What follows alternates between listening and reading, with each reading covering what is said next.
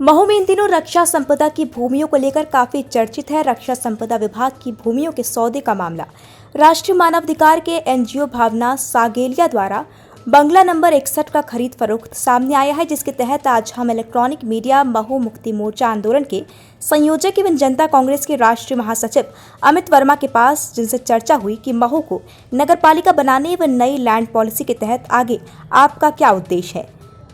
Global India TV के लिए महू से विशेष संवाददाता जीवन ठाकुर की रिपोर्ट। जनता कांग्रेस द्वारा और हमारा जो मिशन चल रहा है महू मुक्ति मोर्चा आंदोलन, विगत 6 वर्ष से हम लोग इसमें कार्यरत हैं। 9 ज्ञापन हम लोग माननीय प्रधानमंत्री महोदय जी तक पहुंचा चुके हैं कि महू के सिविल एरिया का विकास किया जाते हुए महू को नगरीय निकाय घोषित किया जाए और एक नगर पालिका की स्थापना यहाँ पर होना चाहिए। वह मैटर है रक्षा संपदा विभाग की भूमियों का।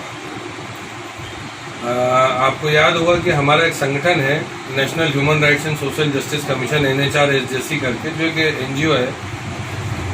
पहले उसके स्थानीय संयोजक हुआ करते थे मिस्टर लॉरेंस फ्रांसिस।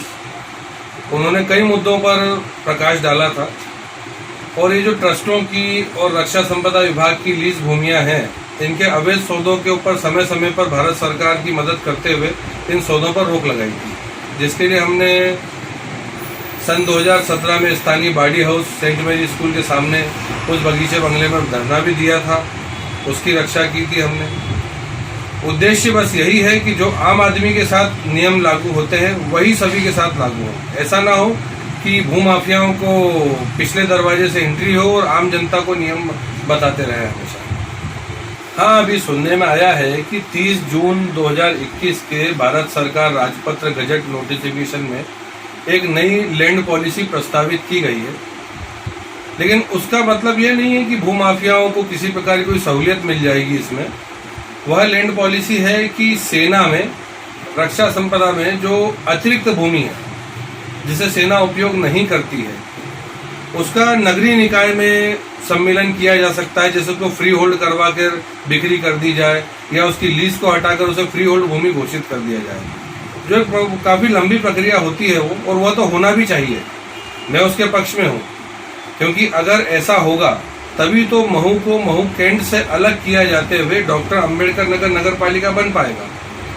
क्योंकि चारों ओर हम देखेंगे, आप थोड़ा इसमें ध्यान दीजिए कि महू की जितनी सिविल की जमीन है उतनी ही जमीन रक्षा संपदा विभाग की खाली पड़ी है। कई बंगले बगीचे हैं, लगभग 100 से ज्यादा बंगले बगीचे हैं जो जिसमें सिविल लोग रहते हैं। हमारा यह मानना है कि उन सिविल लोगों को क्यों ना उन बंगलों का मालिक बना दिया जाए, बना देना चाहिए। मैं खुद बोल रहा हूँ, लेकिन इसका मतलब यह नहीं कि भूमाफिया काम करें इसमें, है ना। कोई भूमि 15,000 रुपए स्क्वायर फीट के हिसाब से बेचकर व्यावसायिक उपयोग किया जाए। अगर व्यावसायिक उपयोग कराना है तो बड़वानी बंगला के बेचारे छोटे छोटे दुकानदारों पर बुलडोजर क्यों चलाए? जो लोग बेचारे रोज का 1,000 रुपए का सामान लेकर शाम को 1200-1500 रुपए का धंधा करते थे, उनके ऊपर बर्बरता से बुलडोजर चला दिया गया।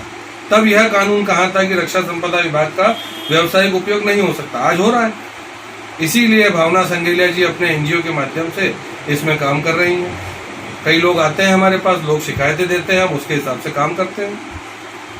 आप लोगों का उद्देश्य क्या है? देखिए, उद्देश्य बिल्कुल, हमारा विजन बिल्कुल क्लियर है। विजन, मिशन सब कुछ क्लियर है।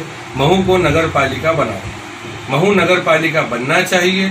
इस अंग्रेजी हिटलरी जो पुराना कानून चला आ रहा है, इससे महू की जनता को मुक्ति मिलना चाहिए। हर व्यक्ति महू का अपने लोकतांत्रिक अधिकारों के साथ जिए, यही हमारा मिशन और विजन है। आने वाले चुनाव में जनता कांग्रेस का क्या रोल रहेगा? चुनाव सब अलग अलग प्रकार के होते हैं। विधानसभा, लोकसभा चुनाव तो हमारी पार्टी ने प्राथमिक तौर पर लड़ा है, और पहली बार अब पार्षद चुनाव में भी हम लोग अपनी भूमिका सार्थक रूप से सिद्ध करेंगे। 8 वार्ड में हमारी पार्टी चुनाव लड़ेगी, इसमें कोई संशय नहीं। आपका नाम बता दिए। अमित वर्मा, राष्ट्रीय महासचिव, जनता कांग्रेस पार्टी।